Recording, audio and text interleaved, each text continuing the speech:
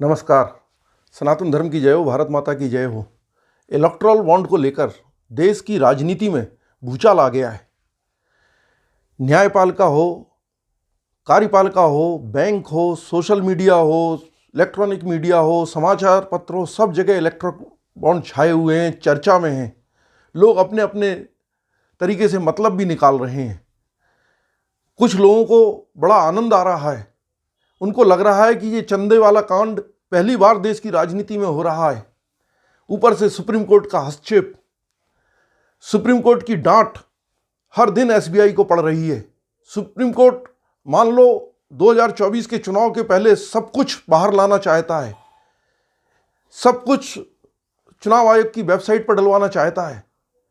लगातार डांट पड़ रही है। यहाँ तक कि स्टेट बैंक का जो वकील है माने हुए रोहतगी जी, उनको भी डांट पड़ रही है, फटकार लग रही है। स्टेट बैंक बार बार कह रहा है कि हम सारा डाटा उपलब्ध कराएंगे, सारा चुनाव आयोग की वेबसाइट पर डालेंगे, मगर सुप्रीम कोर्ट तो चाहता है उसके आदेशों की पालना अक्षरशः हो और तुरंत हो और अभी हो। इसमें जरा भी कुताही नहीं बरती जाए। ऐसा लगता है कि राजनीतिक पार्टियों को भी मजा आ रहा है। वे राजनीतिक पार्टियां हैं जो 900 चूहे खाकर इस मुद्दे पर हज को जाने वाली हैं। बड़ा विचित्र स्थिति पैदा हुई है भारतीय राजनीति में 2024 के चुनाव के बिल्कुल पहले। माननीयों को ऐसा लगता है कि 2024 के चुनाव के पहले इस मुद्दे को पूरी तरह से पारदर्शिता के साथ चुनाव आयोग की वेबसाइट पर आना चाहिए। हम सब भारतीय भी इस बात का समर्थन करते हैं, मगर हम इस बात को उठाते हैं कि न्यायपालिका में जो लाखों लाख के पेंडिंग हैं, नीचे से लेकर ऊपर तक, उनका कब निराकरण होगा? कब माननीय इस तरह के आदेश देंगे कि एक रिकॉर्ड कायम किया जाए, जल्द से जल्द ज़्यादा से ज़्यादा केस निस्तारित कर गरीब लोगों को सीधी मदद पहुंचाई जाए? वही भी तो इस लोकतंत्र के हिस्सा हैं, वही भी तो ये स्तंभ है। कार्यपालिका, न्यायपालिका और विधायिका और समाचार पत्र, जो पत्रकारिता जगत है, वो भी तो इस लोकतंत्र के स्तंभ हैं। उनका भी तो कर्तव्य है कि उनके यहाँ जो पेंडिंग केसेस हैं, गरीब के सालों साल पीढ़ी दर पीढ़ी चल रहे हैं, उनको ख़त्म किया जाए, उनके लिए वैज्ञानिक रीत अपनाई जाए, उनके लिए कुछ ज़्यादा काम किया जाए। महान भावों को भी तो इस भारत सरकार के जो लोग हैं और जो जनता है, उनके टैक्स से ही तो वेतन मिलता है। उनका भी नैतिक कर्तव्य है इसी तरह से अपने भी कामों को निपटाएं। खैर, जो भी परिणाम होगा निश्चित तौर पर स्टेट बैंक अपने उस पर डालेगा। स्टेट बैंक में भी कर्मचारियों की कमी हो सकती है। जिस प्रकार से न्यायपालिका कहती है हमारे पास केस ज़्यादा हैं, जज कम हैं, कर्मचारी कम हैं, सुविधाएं कम हैं, इसी प्रकार से कुछ परेशानियां इस स्टेट बैंक को भी हो सकती हैं। उनके पास कर्मचारी, अधिकारी कम हो सकते हैं, कार्य की अधिकता हो सकती है, और ऐसे संवेदनशील मामले में कुछ अच्छी तरह से विश्लेषण कर देना होता है, नहीं तो फिर सुप्रीम कोर्ट की फटकार खाना, उनकी अवमानना में जाना, ये सब चीज़ें देखना पड़ती हैं। अब मज़ेदार बात तो यह है कि इलेक्टोरल बॉन्ड को लेकर जो लोग दल उचक रहे हैं, उनको ऐसा लग रहा है कि सत्ताधारी पार्टी फंस गई है। उनको जो चंदा मिला है वो तो बिल्कुल पाक है, बिल्कुल पवित्र है, मगर जो सत्ताधारी पार्टी को मिला है उसमें ही कुछ घोटाला है। और 2014 के चुनाव के पहले जो कुछ होता था भारत की राजनीति में, किस तरह से चंदा उगाही होती थी कंपनियों से, किस प्रकार से कंपनियों पर दबाव डाला जाता था, किस प्रकार से कंपनियों के केस सेटल कराए जाते थे, ये वही वकील हैं मनु शेख, अभय सिंघवी और कपिल सिब्बल, प्रशांत भूषण, यही बड़ी बड़ी कंपनियों के वकील रहते हैं। ये माननीय तक इन्हीं की पहुंच है। गरीब जनता तो इन तक पहुंचने में बहुत कितने अभी सैकड़ों साल लग जाएंगे, कह नहीं सकते। जो वास्तविक पीएलआई होती है, जो आम जनता की जुड़ी हुई पीएलआई होती है, उनकी समस्याओं की पीएलआई होती है, वो माननीयों तक कब पहुंचेगी, एक विचारणीय प्रश्न है। खैर, आगे बात करते हैं। इलेक्टोरल बॉन्ड में 5 बड़ी कंपनियों के नाम निकल कर आए हैं।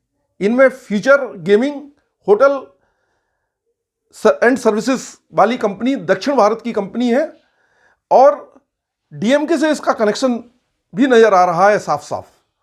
और इसने अच्छा खासा करीब 560 करोड़ रुपए के करीब डीएमके पार्टी को दिया भी है। ये पार्टी लगातार घाटे में चल रही है, उसके बाद चंदा दे रही है, यह देखने की बात है।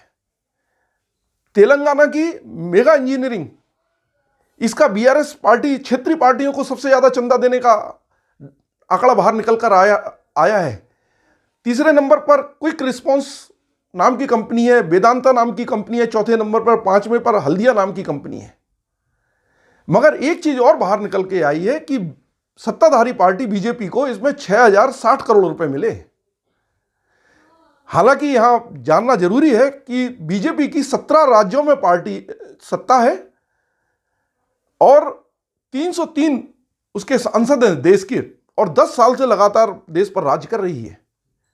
मगर टीएमसी जैसी दूसरे नंबर की चंदा लेने वाली पार्टी केवल एक राज्य में सत्ता है, उसके बाद 1609 करोड़ रुपए उसको मिल जाते हैं। और मजेदार बात तो यह है कि वो कहते हैं कि हमारे दरवाजे पर कोई लिफाफा रख गया था बॉन्ड का और हमने उसे इनकैश करा लिया। इसीलिए सुप्रीम कोर्ट अल्फा न्यूमेरिकल मांग रहा है कि किसको किससे चंदा मिला है यह भी मालूम चलना चाहिए। हम भी इस चीज का समर्थन करते हैं, पारदर्शिता का समर्थन करते हैं। टीएमसी के साथ अन्य ऐसी कंपनियां हैं, ऐसी पार्टियां हैं जिनको इस तरह का चंदा मिला है। आप विचार तो करो, जो बच्चे पॉलिटिकल साइंस से बीए कर रहे हैं, जो राजनीति में एमए कर रहे हैं, जो आगे राजनीति से जुड़ना चाहते हैं, उनको भी इस मामलों पर नजर रखनी चाहिए कि किस तरह से भारत की राजनीतिक पार्टियां इस देश के संसाधनों का शोषण करती रहीं। पार्टियों को चंदा कम और व्यक्तिगत परिवारों को चंदा ज्यादा मिलता रहा। यह एक प्रश्न है। सुप्रीम कोर्ट ने इनको सही तरीके से पकड़ा है। इनके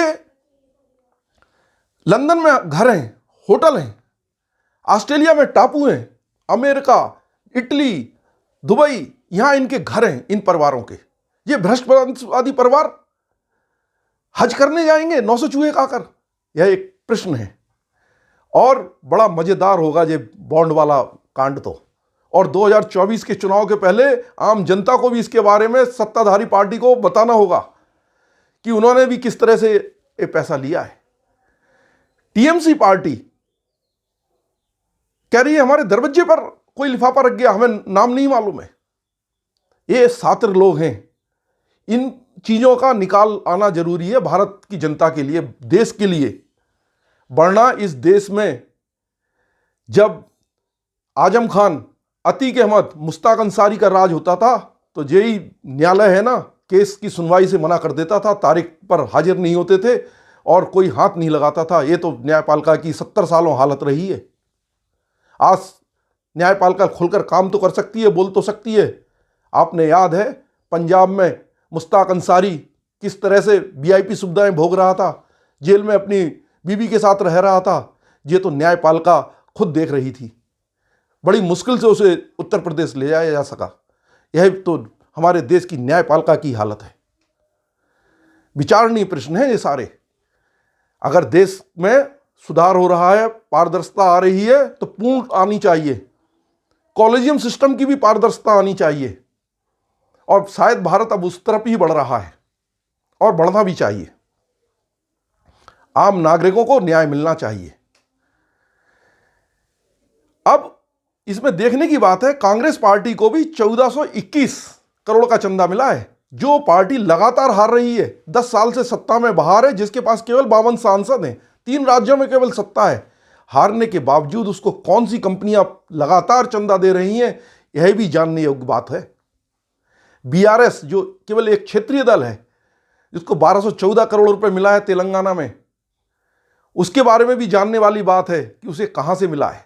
बीजू जनता दल 775 करोड़ रुपए लेकर लाभान्वित हुई है इस चंदे से, उसे किससे मिला है ये भी जानने वाली बात है। और जो लोग कह रहे हैं हमारे दरवाजे पर लिफाफे रख गए, उनके भी अल्फा न्यूमेरिकल नंबर से मालूम चल जाएगा कि उन्होंने कैश कराया तो किसका वो बॉन्ड था। फ्यूचर एंड गेमिंग कंपनी 1988 में स्थापित हुई थी। ये व्यक्ति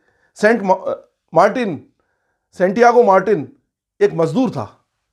ये लॉटरी का धंधा में आया और दक्षिण भारत में आप जानते हैं किस प्रकार से लॉटरी खेली जाती थी।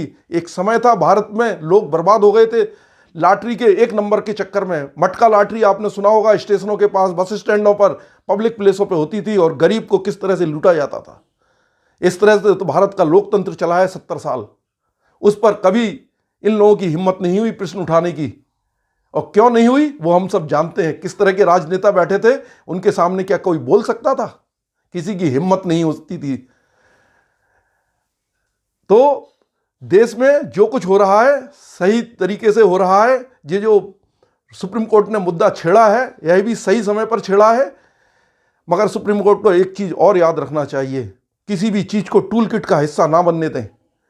अगर चुनाव के समय में यह टूल किट बन जाती है और इसका जो विपक्षी दल है टूल किट का फायदा उठाते हैं, तो 140 करोड़ जनता के साथ अन्याय होगा। जो मतदाता 96 करोड़ 88 लाख मतदाता मत डालने जा रहे हैं, उनके साथ अन्याय होगा। क्योंकि राफेल की जो टूल किट थी, देश की रक्षा के खिलाफ इन्होंने जो मजाक उड़ाए थे, जो जहाज उड़ाए थे संसद में, किसने नहीं देखा था। उसके बाद संसद सुप्रीम कोर्ट से इनको डांट पड़ी थी। पेक्सास जासूसी मामले में इनको डांट पड़ी थी। इनको शर्म नहीं है, ये टूल किट लाते हैं, विदेशों से लाते हैं। हिंडनबर्ग रिपोर्ट भारतीय अर्थव्यवस्था को हिलाकर रख दिया था, कंपनियों के शेयर्स जमीन पर ला दिए थे। लोगों को एक दिन में अरबों रुपए का नुकसान हुआ था। बीबीसी की डॉक्यूमेंट्री कौन नहीं जानता, क्यों बनाई गई थी? सारे मोदी चोर हैं, ये हमने टूल किट देखी है किस तरह से चलाई गई थी। खालिस्तानी किसानों को किस तरह से दिल्ली की जनता की आवाजाही रोककर, उनके सांस को रोककर इन्होंने जो टूल किट चलाई, वो कौन नहीं जानता। माननीय, आप मणिपुर पर जब सवाल उठाते हो तो उसी तरह से आपको संदेश खाली पर भी उसी तरह के डायलॉग मारने चाहिए थे और उठाने चाहिए थे, जो अभी तक नहीं आए हैं। संदेश खाली आपका इंतजार कर रहा है। सहायजा शेख, मणिपुर में तो एक लेडीज की बात थी और संदेश खाली में तो सैकड़ों महिलाओं की बात है, पीड़ा की बात है। तो भारत में अब जो कुछ हो रहा है वह सब कुछ अच्छा हो रहा है। और जो भ्रष्टाचारी एकजुट होकर इसे टूल किट बनाने की कोशिश कर रहे हैं, इनको बता दें, भ्रष्टाचार के बालू के टीले पर खड़े होकर हिमालय जैसी 56 इंची छाती से टकराने और धक्का देने से केवल नीचे दसते जाओगे, ऊपर नहीं उठ सकते हो। ये बात याद रखना। 10 सालों में मोदी ने पूरे विश्व में परचम लहराया है, डंका बजाया है। उसने पारदर्शिता के द्वारा ही इस देश के गरीबों को उस स्थिति में पहुंचा दिया है कि आज आईएमएफ और वर्ल्ड बैंक भी इन पर नाच करता है। पूरी दुनिया के जो G20 के देश के नेता आए थे, उन्होंने भी मोदी की नेतृत्व को माना है, सराहा है। कोई मोदी के विदेश में पैर छूता है तो कोई मोदी को बॉस बोलता है। अमेरिका का राष्ट्रपति मीटिंग की लाइन छोड़कर मोदी से मिलने आता है। 14 देशों ने सर्वोच्च सम्मान से सम्मानित किया है। और ये भ्रष्टाचारी, जरा सा इनको बॉन्ड का वो मिल गया, संजीवनी मिल गई, तो ऐसे उचक रहे हैं जैसे इन्होंने 2014 के पहले कभी चंदा ही नहीं लिया हो और देश में पहली बार राजनीतिक पार्टियों का चंदा मिला हो। 2014 के पहले 70 सालों इस देश की कंपनियों को किस तरह से शोषित और पीड़ित किया गया, उनसे किस प्रकार से चंदा लिया गया, उसकी पाई पाई का हिसाब नहीं रखा गया, उसका भी तुलनात्मक अध्ययन करने के लिए सुप्रीम कोर्ट से मेरा निवेदन है। और 2024 का चुनाव भारत के लिए बहुत महत्वपूर्ण है, ताकि जॉर्ज सोरोस जैसे टूल किट धारियों का इस देश से परमानेंट निकाला हो सके, चीन जैसे चंदाधारियों का इस देश से परमानेंट निकाला हो सके। इन चीज़ों का बहुत महत्व है। गरीब को जो आवास मिल रहे हैं, उसके रूफटॉप पर जो सौर पैनल लग रहे हैं, उसके घर में जो नल से जल आ रहा है, उसको जो गैस कनेक्शन मिला है और उसके जो बैंक में अकाउंट खुले हैं, पूरा पैसा पहुंच रहा है किसान के खाते में, 2000 रुपये लगातार पहुंच रहे हैं कई सालों से। यह एक महत्वपूर्ण जीत है भारत के शोषित, पीड़ित, दलित और कमजोर लोगों की। भारत निरंतर तरक्की कर रहा है। निश्चित तौर पर इलेक्टोरल बॉन्ड का सब कुछ बाहर आना चाहिए, पारदर्शिता के लिए आना चाहिए, देश के युवाओं के लिए इसमें भलाई है। देश के युवाओं से निवेदन है, इस पर नजर बना कर रखें। भारत माता की जय, सनातन धर्म की जय हो साथियों।